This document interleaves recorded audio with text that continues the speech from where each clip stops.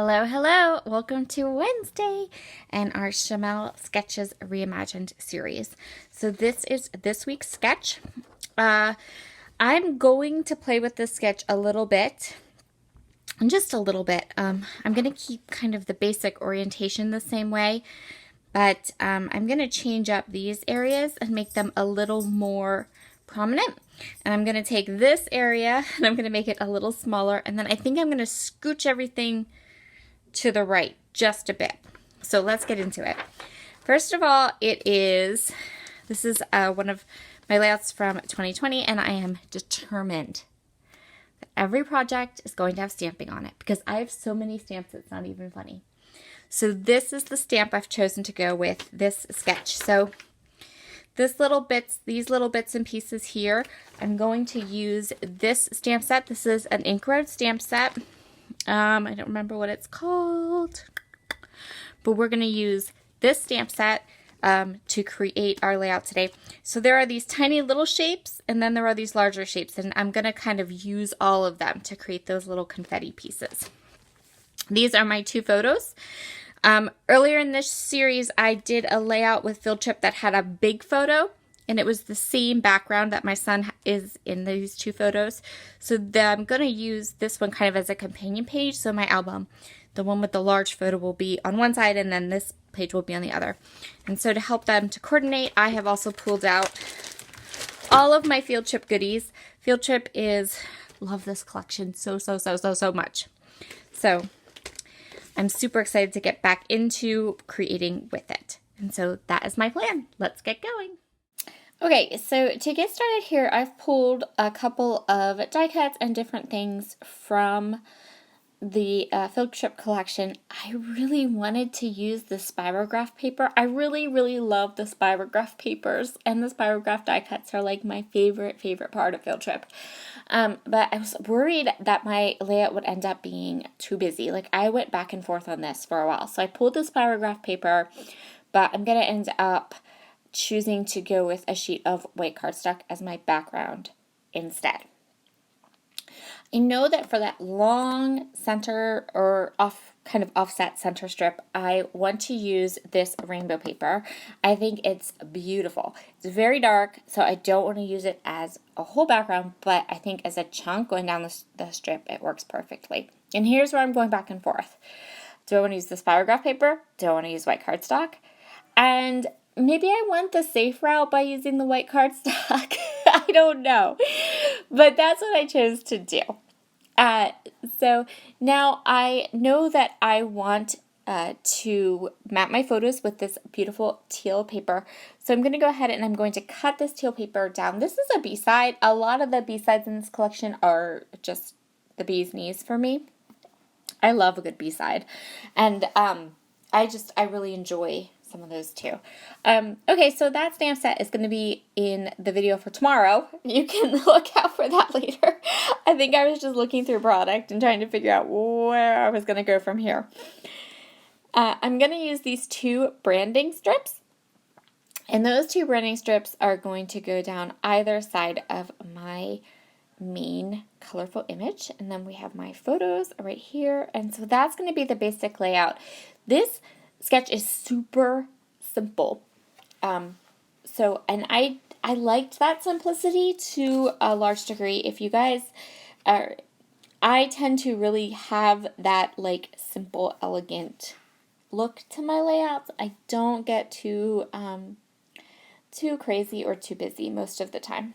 I say most of the time because I also get bored easily, and sometimes I do. So what I'm doing now is I just want to add these two branding strips to the back of this pattern paper. And for some reason, it didn't want to stick. I'm not sure what was going on with that. My tape runner is generally really good about being super sticky, but I think what happened was that I had put the tape runner in too far into the middle, so when I put the branding strip down, it wasn't completely on top of where the tape runner was. But it fixed it up and it was fine.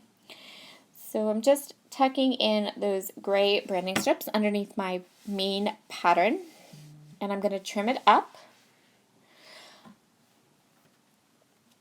And then I'm going to go ahead and lay it down across my white paper, and then I'm going to trim everything so that everything is nice and even. It's kind of like my rant. I have two rants that I kind of get up on my soapbox about in scrapbooking. One, stickers that don't stick. They have one job. And two, 12 by 12 is the standard measurement, and yet no one seems to be able to consistently make everything 12 by 12.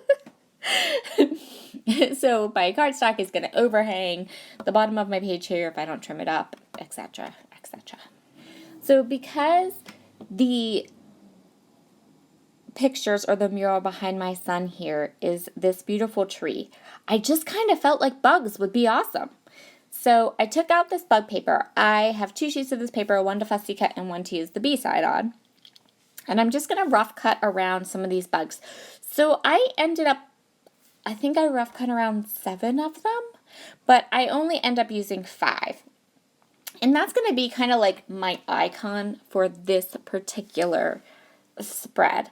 I'm not going to do big layered clusters like you often see me do. I'm just going to have these little bugs kind of crawling all over the page, and you'll see that a little bit later. But for now, I'm just picking my bugs out, and I'm kind of rough cutting them so I have an idea of what size they are as I go through and create my layout. Okay, so in the sketch, there's this little area up in the top corner just to balance it out. And so I decided to take this die cut piece. And really, I chose it for the colors. It has the solar system on it, but I'm going to end up covering it up. So it's just going to be like colors. And it also mimics the circles that we're going to use on this layout. So the next thing I'm going to do is I'm going to start some of my stamping elements. I've chosen 4 colors of my Altenew dye inks, and I have chosen 3 different shapes of the big circles, and then I have the tiny triangle and the tiny, like the little triangle and the little dot. That's part of the collection, part of that stamp collection too. And my Altenew colors are Sapphire, Ruby Red, Orange Cream, and Warm Sunshine. I always try to get my ink colors in there for you guys because these are the inks that I use. I really only use 2 kinds or brands of inks, I guess, and that is Distress Oxides or Altenew.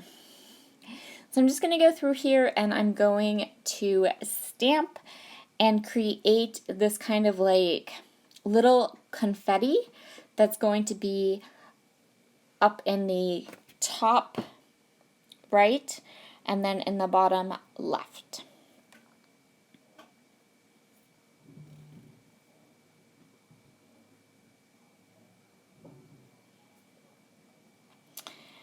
And I went ahead and chose not to use my Ginormous Misty for this, only because, number one, these stamps are small. I've used them a lot, so they're good in season. They're not going to give me a bad impression. And because I was switching the colors out constantly all the time, so this wasn't a project that required my large Misty, so I just grabbed my acrylic blocks and went ahead and stamped them up. And my acrylic blocks are older than the hills. They are from back in the day when I had a Cricut and I had purchased and had like the stamping kit for the Cricut. Now these are the original Cricuts, the Cricuts with the cartridges. And you could cut your shapes with this like stamping material, which was pretty cool. So yeah, and I don't think it was super popular because it was there and I bought it and then it was gone, but it was fun. Okay, so I said I was going to cover up that die cut piece, and I'm going to do it right now. I took a sticker off of the sticker sheet, and you can see here what I mean. Okay, so the sticker, it says let the fun begin, and I put it on backwards because I wanted it to be facing, I wanted the text to be kind of facing into the page. And now I'm going to go ahead and work on my title, which is going to be Seriously Awesome. Again, these are those stickers that don't stick. These are stickers that don't stick. So I'm going to kind of get them where I want them, and then I'm going to have to glue them down with my Nuvo Deluxe adhesive. You guys know the drill. I'm going to place them onto this light blue pattern paper so that it kind of pops because the colors were so kind of similar to what was on that background strip. I didn't want to place it directly on the bottom of the photo. And so I decided that having it be placed on the light blue, so it kind of popped off the light blue and then you can read it a little bit better, was the best course of action. But I am trimming it up so that like it's right up, so that the boxes where the titles are not hanging off the edge. I don't know. I know what I mean. I'm matting it close, I guess would be the best way to put it. And now I'm going to go ahead back to my stamping and I'm going to stamp that bottom piece underneath. I have glued those title pieces down with my Nuva Deluxe adhesive. You can see them off to the side there and how closely I've cropped that blue paper against the words. And I'm going to go ahead and leave them there to dry. I'm going to move on to finishing up my stamping and deciding what elements I'm going to place next. So I've got my title down and I popped up the Seriously. So it's on foam tape. And now I want to take some of these cute little word and phrase stickers.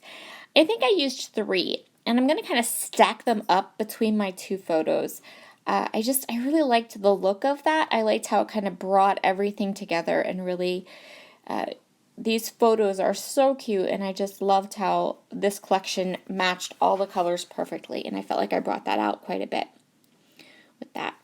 So that went kind of fast, but I went ahead and I fussy cut all the bugs and I am so happy with how these bugs turned out. I put all of them up on some nice heavy foam tape so they look like they're kind of just really popped up and crawling around my page, and they make great shadows. I think they turned out really, really fun. And that's going to be the last little thing. I decided once I had those bugs down, we didn't need anything else. So I'm really happy with how this layout turned out. I really, really think those bugs turned out adorable. And I'm happy with my take on the sketch. A little different, a little more maybe stamping. And I definitely went with a brighter color than Shimelle's original layout, which you can see on her blog post, which is always linked down below. That's going to complete this one for today. I'd love to see if you play along with any of these sketches. You are welcome to use the hashtag Shimelle's Sketches Reimagined. It's the one that I use for all of my posts on Instagram when I post my layouts. And here are some close-ups. Have a wonderful day, and I will see you all again very soon. Bye!